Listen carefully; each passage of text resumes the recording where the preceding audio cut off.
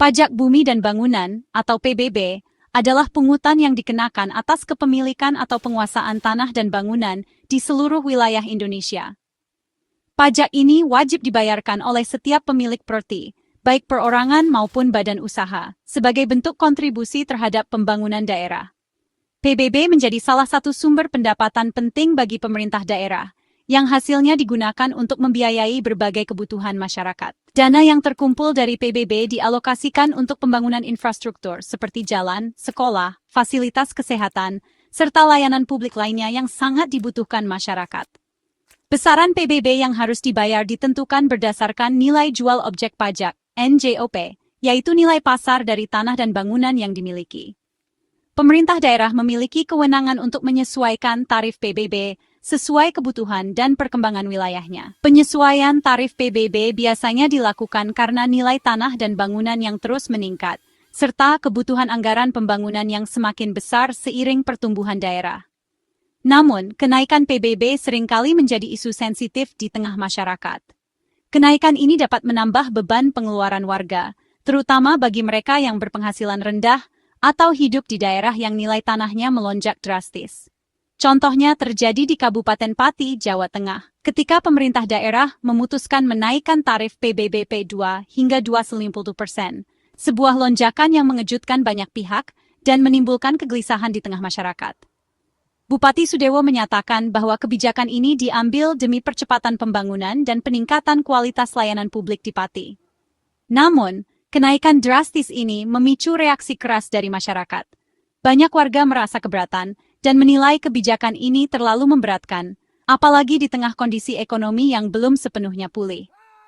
Banyak warga merasa tidak dilibatkan dalam proses pengambilan keputusan dan khawatir tidak mampu menanggung beban pajak baru yang jauh lebih tinggi dari sebelumnya.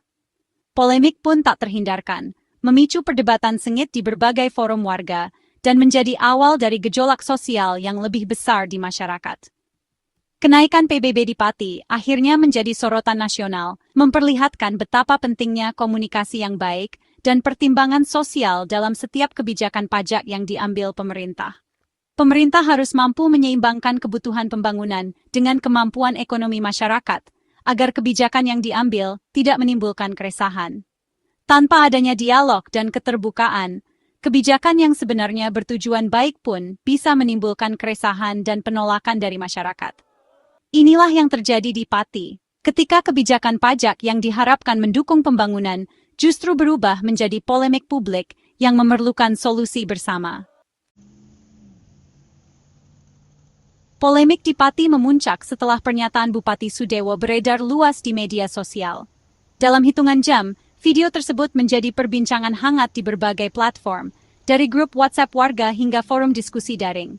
Dalam video, Sudewo menanggapi rencana aksi protes warga dengan sikap tegas, bahkan menantang, siapa yang akan melakukan aksi Yayak Gundul? Silakan, 50.000 orang pun saya tidak gentar. Pernyataan ini langsung menuai reaksi keras dari masyarakat. Ucapan ini dianggap arogan dan menutup ruang dialog, memicu kemarahan publik yang sudah resah akibat kenaikan PBB. Banyak warga merasa suara mereka diabaikan dan tidak dihargai. Alih-alih meredakan situasi, pernyataan itu memperkuat kesan pemerintah tidak mau mendengar aspirasi rakyat. Ketegangan pun semakin terasa di berbagai sudut kota. Instruksi Sudewo kepada aparat untuk tidak bernegosiasi dengan tokoh aksi semakin memperkeruh suasana. Aparat terlihat semakin siaga menghadapi kemungkinan aksi massa. Insiden penertiban penggalangan donasi aksi oleh Satpol PP menambah ketegangan. Warga yang ingin membantu aksi merasa dibatasi dan diawasi. Masyarakat menilai tindakan ini sebagai upaya membungkam kritik. Banyak aktivis lokal menyuarakan keprihatinan atas pembatasan kebebasan berpendapat. Kombinasi pernyataan kontroversial dan tindakan aparat menciptakan jurang ketidakpercayaan antara pemerintah dan rakyat. Hubungan yang sebelumnya harmonis kini berubah menjadi penuh kecurigaan. Kegaduhan pun meluas, memperlihatkan pentingnya komunikasi yang bijak dari seorang pemimpin. Banyak pihak berharap pemerintah segera membuka ruang dialog. Di tengah keresahan ekonomi, sikap keras pemerintah justru memperbesar api protes. Warga semakin khawatir akan dampak sosial dan ekonomi yang ditimbulkan. Situasi di Pati pun berubah menjadi krisis kepercayaan, menandai babak baru dalam hubungan antara pemerintah dan masyarakat yang menuntut perubahan nyata. Video pernyataan Bupati Sudewo dengan cepat menjadi viral di berbagai platform media sosial, menyebar luas di TikTok, Instagram, dan Facebook hanya dalam hitungan jam, menarik perhatian ribuan pengguna internet dari seluruh Indonesia. Warganet dari berbagai daerah, mulai dari pelajar hingga profesional, ramai-ramai mengkritik gaya komunikasi Sudewo yang dinilai arogan dan tidak pantas untuk seorang pemimpin. Komentar seperti, pemimpin seharusnya mengayomi, bukan menantang, membanjiri media sosial, memperlihatkan kekecewaan dan kemarahan publik.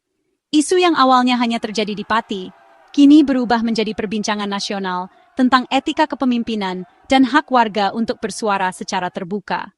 Aktivis, pengamat politik, dan tokoh masyarakat menyoroti pentingnya dialog terbuka serta kerendahan hati pejabat publik dalam menghadapi kritik. Tekanan publik yang masif di dunia maya memaksa pemerintah Pati untuk meninjau kembali sikap dan kebijakan mereka. Media nasional pun mulai meliput kasus ini secara intensif, menambah tekanan pada bupati dan pemerintah daerah.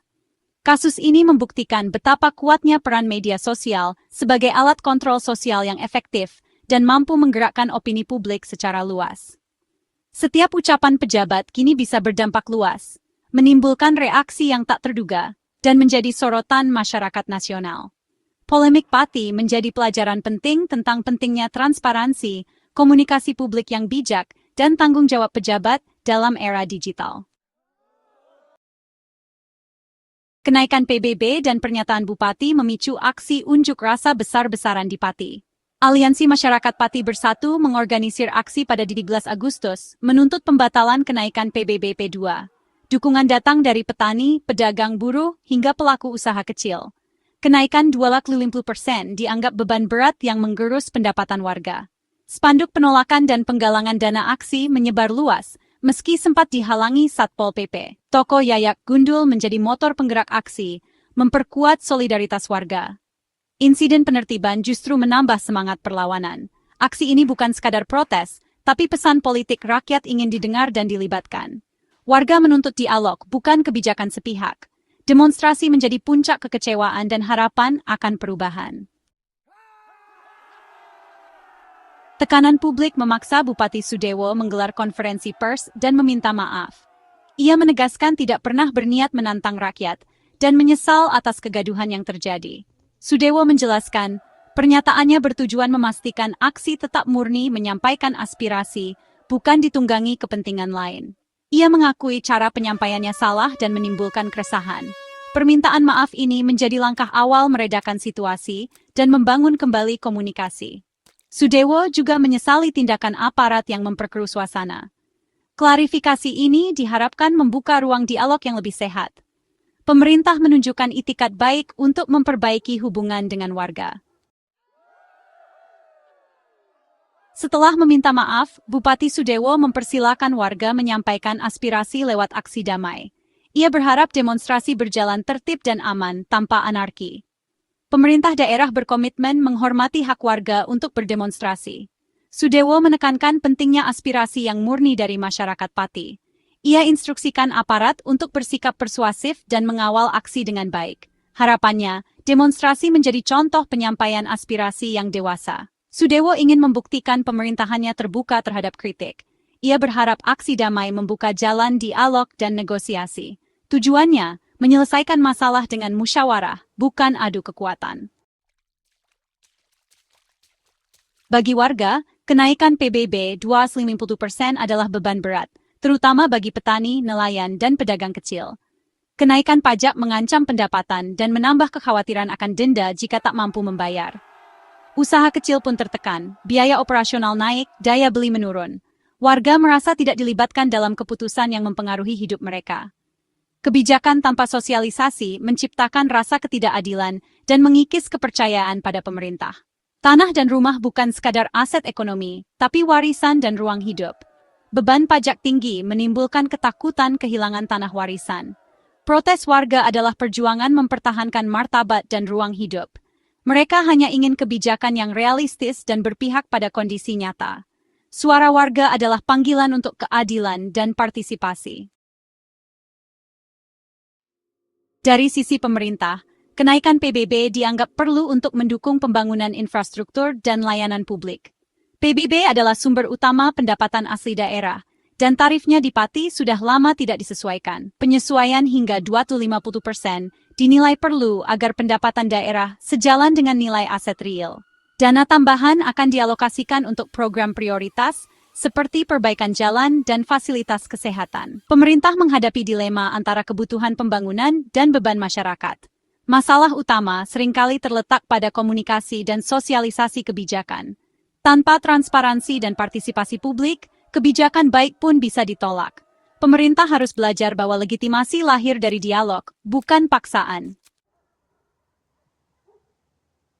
Kontroversi PBB di Pati mengajarkan pentingnya dialog terbuka antara pemerintah dan masyarakat. Kebijakan tanpa sosialisasi dan partisipasi publik rawan menimbulkan resistensi. Pemimpin harus merangkul, bukan menantang, dan membangun kepercayaan lewat komunikasi empatik. Media sosial kini menjadi kontrol sosial yang efektif, memperkuat suara warga. Perbedaan pandangan adalah wajar dalam demokrasi. Kuncinya adalah dialog jujur dan saling menghormati. Permintaan maaf Bupati adalah langkah awal, tapi pencegahan lebih baik daripada penyesalan. Semoga polemik ini jadi titik balik menuju tata kelola pemerintahan yang lebih partisipatif. Pembangunan yang adil lahir dari musyawarah, bukan keputusan sepihak.